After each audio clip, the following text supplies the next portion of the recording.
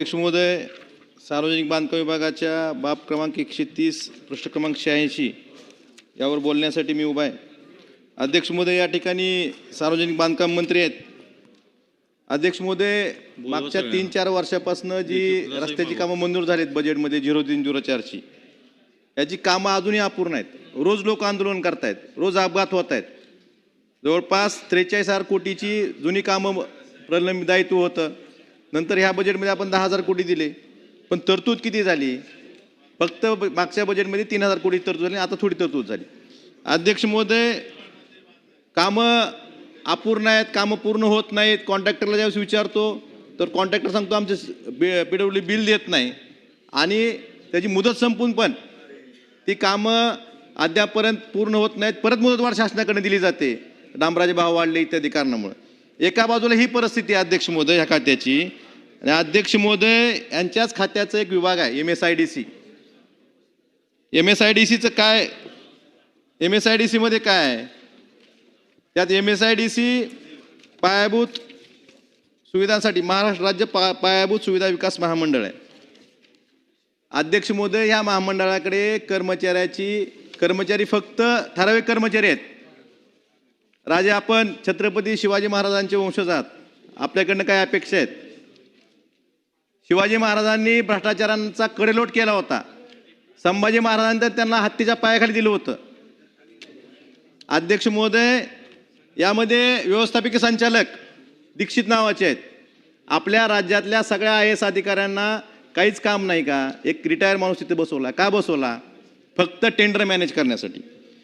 ह्या MSIDC तत्व काय? आपल्याकडे एक तत्व असतं, प्रथम येणारच प्रथम प्राधान्य. तर MSIDC तत्व काय राजे? जास्त टक्केवारी देणारच प्राधान्य.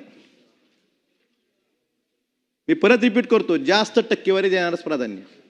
मग त्या माणसाचे डॉक्युमेंट बरोबर आहेत, खोटे आहेत, खरे आहेत, काही बघितलं जात नाही.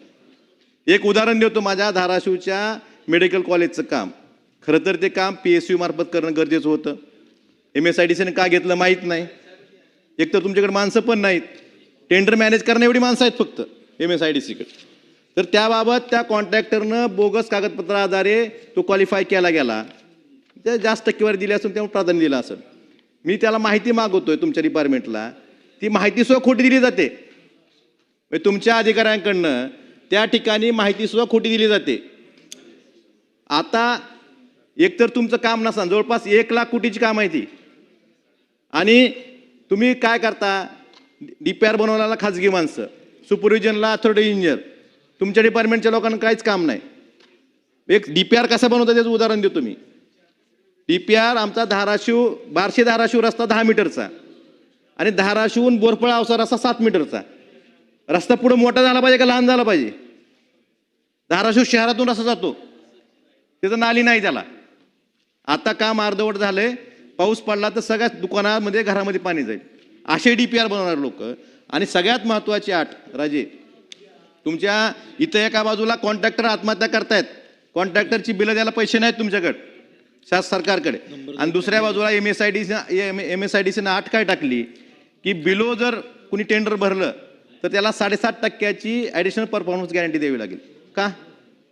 मला राजे तुमच्याकडनं उत्तर अपेक्षित आहे की MSIDCनं जेवढे टेंडर केले त्यातलं एक टेंडर बिल होतं दाखवा, एक टेंडर.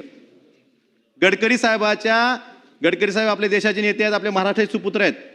त्यांच्या खात्याचे रस्त्याची कामं 30% 40% बिल होत असताना MSIDCचं एक काम दाखवायचं, एक काम. तुम्ही सांगा हे काम बिल होत आहे. सगळी कामं अभावची. एका बाजूला राज्य आर्थिक अडचणीत असताना, कंत्राटदाराची बिलं द्यायला पैसे नसताना MSIDC मध्ये अभाव कामं का? आणि बिलो भरणाऱ्याला तुम्ही 7.5% परफॉर्मन्स गॅरंटी मागता. मग कोण बिलो कसं भरेल? आणि अध्यक्ष महोदय, माझी विनंती आहे की MSIDCनं मागच्या 3-4 वर्षात जी टेंडर केलेत हे जे डॉक्युमेंट तपासण्यासाठी एक तुम्ही समिती नेमात त्रयस्थ. हे डॉक्युमेंट खरंच योग्य कंत्राटदार आहेत का? हे कंत्राटदार अपात्र असताना त्यांना पात्र केलं जातं फक्त टक्केवारी जास्त देतात म्हणून. आणि रिटायर माणसं बसू नका ना, तुकाराम मुंडे सारखा एखादा माणूस बसवा, मग खरं खोटं समोर येईल. राजे, तुमच्याकडनं मला एवढीच अपेक्षा आहे. मी मागाही म्हणलं आपण छत्रपती शिवाजी महाराजांचे वंशज आहेत. त्यांनी कडेलोट केला होता भ्रष्टाचारांचा, चुकीचं काम करणाऱ्याचा. आता लोकशाहीत करता येतं का ना माहीत नाही, पण याच्यावर कारवाई करा. आणि राज्य सरकारच्या पैशाचा जे अपव्यय करतात लोक यांच्यावर कारवाई करून आपण जे अडचणीत आणतो भ्रष्टाचार, आपण एका बाजूला खाऊंगा ना खाणे दूंगा म्हणायचं आणि हे असं सरसकट भ्रष्टाचार जर करत असतील अशा लोकांवर कारवाई करण्याचं धाडस आपण दाखवावं एवढीच विनंती करतो. आणि नगरविकास विभागाच्या बाबतीत एवढंच मला सांगायचं की लाडपागे समितीच्या माध्यमातून जो आपण जे कर्मचाऱ्यांची भरती करतो, वारंवार तिथले मुख्याधिकारी असतील हे असतील ही लोक वारंवार शासनाला मार्गदर्शन मागवतात आणि त्या पाल्यांना न्याय देत नाहीत.